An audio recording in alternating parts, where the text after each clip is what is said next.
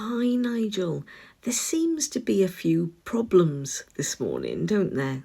So we're currently in the middle of a local election campaign, and you hope, and the polls would suggest that reform could do quite well, which means that you will be in charge of local authorities who actually have a remit over supporting SEN children.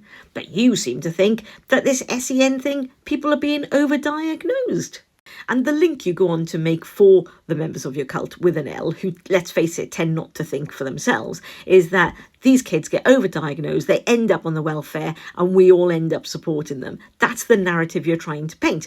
And then you're saying, they're just victims. Well, they are victims of circumstances. They're victims of a system that has let them down, Nigel.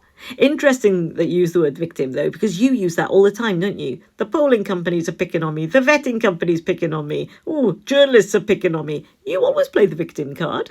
So you imply the parents try to get their kids on a disability register before they're 18 so that they can go on to claim extra money after 18. Because sure, that's what parents are thinking, Nigel. When they see their children struggling, they are really thinking, oh, long term, I just want to put them on the welfare. In fact, I don't think anything could be further from the truth. And you say that they shouldn't be diagnosed via a Zoom with a GP. And you're absolutely right, Nigel. They shouldn't be. And indeed, they're not. In fact, to get a diagnosis of anything, you need to go through years, it seems, of waiting lists and years of meetings to try and even get the most basic level of support.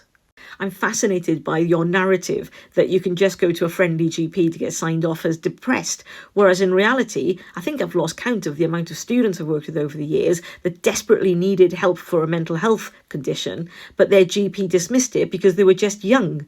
If only life were as simple as you believe your voters are.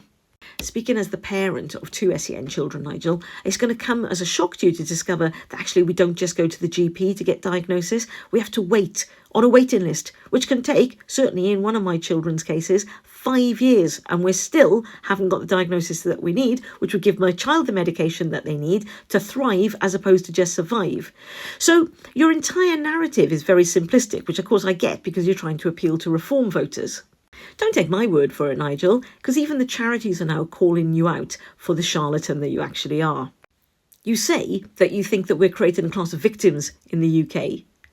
But it's you, Nigel, and your narrative that keeps saying that white working class boys are being neglected by the system. You are making them the victims. It's funny, isn't it? It's always projection with you, Nigel. Always. Anyway, as you were.